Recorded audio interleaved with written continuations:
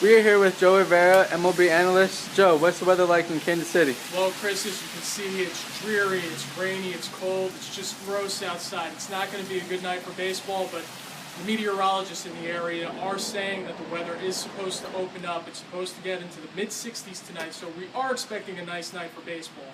Just hope it's not reflective on what's happening now. So the Kansas City Royals defeated the Mets last night in extra innings. What's the feeling like for the Mets in the Mets locker room heading into Game 2? Well, speaking of rain, Alex Gordon made it rain last night with that absolute thunderous shot to deep center field against Jeurys Familia, who's been near unstoppable this postseason run.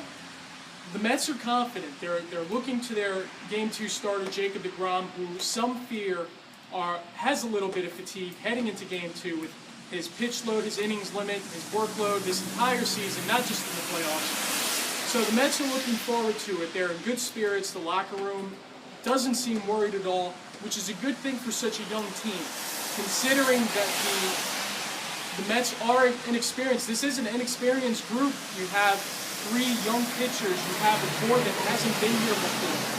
So it's going to be interesting to see how they bounce back in Game 2 tonight. So, talking about Kansas City, they come away with another late game victory. What's your take on that, Joe?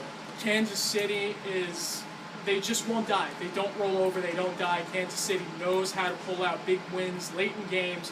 You saw it starting last year when they came back and beat the Oakland Athletics in the play-in game, in their Cinderella run to the World Series. You saw it this year in Game 4 against the Houston Astros when they came back in the 8th inning, down 6 runs.